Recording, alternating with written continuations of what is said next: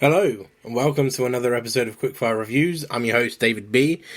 And yeah, I had to get this up. I had to get this up today, this weekend, because Scoob, 2020, a Warner Brothers film, or a Warner's Animation Group film, released only 2 days ago in America on demand. Video on demand, VOD. And it sucks for everybody that's not in America, because I had to go to US iTunes to get this film legitimately. But I did, and I got to watch it, and yeah, man, it's an awesome film. It really is. It sucks that we didn't get to see this Scooby-Doo film in cinema after like 50 odd years. This is the first animated Scooby-Doo movie that was gonna have a theatrical release. We had the live action films, and some people will say those films are terrible. Me personally, I love them. I grew up with them. They're nostalgic for me. But I digress. Scoob is not just a Scooby-Doo film. And in some ways it's not a great mystery gang film. It's a great Scooby-Doo and Shaggy movie, for sure. Because the themes that run through this film are man's best friend. I won't get into too many details, but it's not just about Scooby and Shaggy. It's also the Blue Falcon and Dynamite, and another relationship between man and dog. But I won't say anything because it's spoiler, just in case you don't know the villain of the film. Most of you probably will do, and you probably will know what character I'm on about, or both characters that I'm on about. And the film scared me a little bit because one of the characters I thought was dead, and I was like, oh man, if they do that sucks. That really sucks, because you can't kill off that specific character. That okay, I'm getting into spoiler territory, and I don't want to, because I don't want to ruin this film for anybody that's a fan of Scooby-Doo or a fan of Hanna-Barbera productions. Go and check this film out. If you like Scooby-Doo, if you like Hanna-Barbera, go and check this film out, because it is awesome. It definitely doesn't deserve the hate that some of these snooty reviewers are already giving it. If I'm giving a score, like off the top of my head, it's easily a 7 out of 10. Maybe even an 8 out of 10. I think I want to say 7.5. No, me personally, 8 out of 10. Because I know what it is. It's a kids' film. It is a kids' film. And yeah, okay, maybe it's not as profound as like Pixar films, where they're kids' films or they're family films that are a little bit more profound. Okay, fair enough. No, Scooby-Doo, or Scoob, is more about the fun and the jokes, much like classic Scooby-Doo. And there are so many tropes within this film that just scream classic Scooby-Doo. And as a fan of classic Scooby-Doo, as somebody that's grown up with Scooby-Doo and all the Hanna-Barbera characters, or at least a majority of them, or the most well-known ones, should I say, there definitely wasn't any characters or references that I personally didn't get. And I wasn't heavily into Hanna-Barbera as a kid. I would just watch Cartoon Network as a young lad, and I got most of the references, and I knew most of the characters, and yeah, I thoroughly enjoyed this film, for sure. It really was a blast. But if I was going into negatives, it might be the cast, and that's not saying that the cast is bad. It's just, and I'm not the only one. There are YouTube videos that I've already watched, and people's opinions that I've already heard, and I totally agree with them, where it's like, Matthew Lillard. Where's Matthew Lillard? The voice for Shaggy for the past 20-odd years, because, he started in the live-action films, and he has been like Shaggy. Like, hey, dude, I'm Shaggy, man. Hey. That's my Shaggy impression. Tell me if that's bad or not. I don't know. I hope it's good. Because, you can never really judge yourself. At least honestly, you'll always have like some biased opinion, whether you're bad or you think that you're really bad or you think you're really good, and I don't know, whatever. But yeah, the cast is not like Frank Welker is in this film as Scooby, and that's brilliant because he is Scooby-Doo. He has been Scooby-Doo for I don't know how long, and obviously he gives.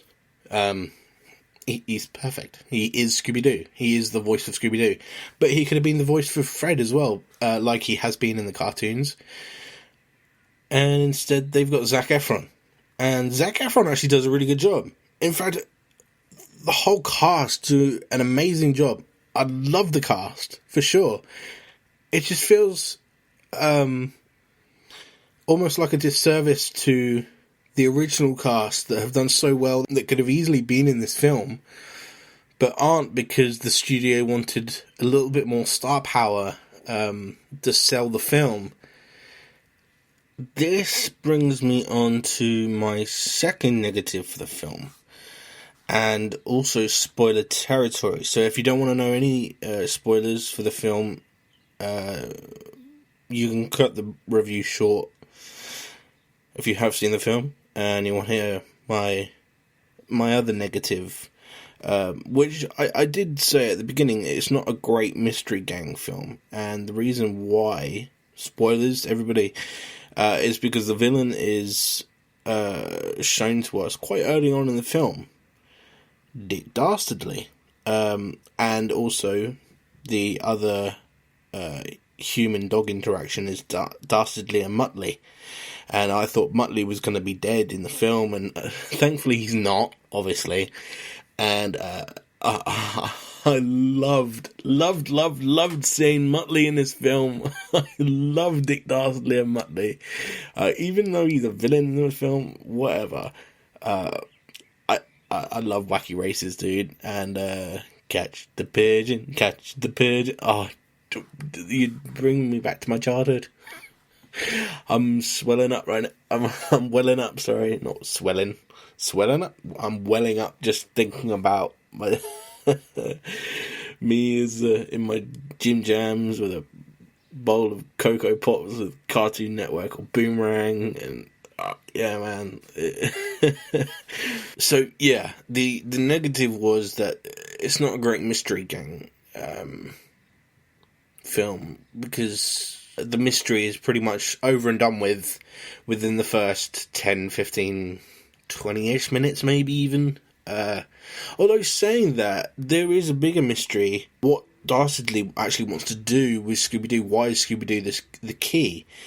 And that in itself is a mystery, and that's, I guess, revealed maybe about halfway through the film. So, yeah, I mean, there's still surprises in the film, for sure, don't get me wrong. They even tried to do the whole plot twist where Dastardly is actually Simon Cowell right at the end, which I did not know what to make of it. And then they took off Simon Cowell's head and it was Dick Dastardly again. I was like, okay. I mean, I loved the little jokes throughout this film, actually. Especially the classic Scooby-Doo one where they're in the bowling alley and Scooby and Shaggy pretend to be serving food to the little minion robots. Brilliant. It's an enjoyable blast. I definitely know that my younger sisters are going to enjoy this film. I think my 20-year-old brother might enjoy this film just because he grew up with Scooby-Doo. For me, as a Scooby-Doo fan and a Hanna-Barbera fan, I dug the film. And I can't wait to see Tom and Jerry later this year. Hopefully actually see that in the cinema, and any future Hanna-Barbera films or within the Hanna-Barbera cinematic universe that they're creating over at Warner Bros. Yeah, I'm excited to see where they're going with this universe and what movies they come up with in the future. So I think that ends the review. This is the second quickfire review, and the only films I've reviewed so far, just outside of the podcast. But this is still within the podcast. This is still part of EPLACE. Just a separate bonus thing for you guys to just enjoy and get to know about a film that is newly released and whether or not you should go and see it. And yeah, I've only done 2 kids films, two family films, Sonic and Scoob, at the moment. However, I will try and put up a quickfire review for The Gentleman. Yes, it is an old film. Well, I say old, it still came out this year. And for me, it actually came out on January the 1st, 2020. Because we're in the UK, and it is a British film. I watched it, and I should have reviewed it. I wish I had, because I'm not going to say why, because that would be a spoiler for my review. I'm not going to spoil my own review that's coming out next week. So stay tuned for that. It'll be a doozy, for sure. So thanks for listening, guys, and I've just got to quickly put this out here. Unfortunately, there are no more EPLACE episodes with me and Philip that were recorded before the lockdown.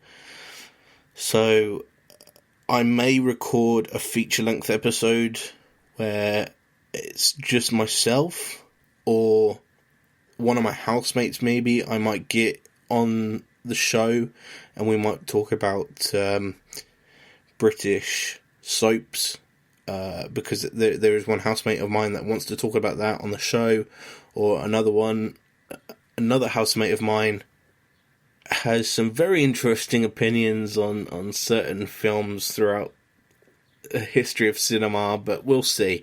I really wish that I could get Helder back on the show, but because of the lockdown, I'm kind of restricted to seeing him at the moment, so hopefully things get back to normal soon and we can get the ball rolling again. So yeah, thanks for listening and catch you next time. Bye bye.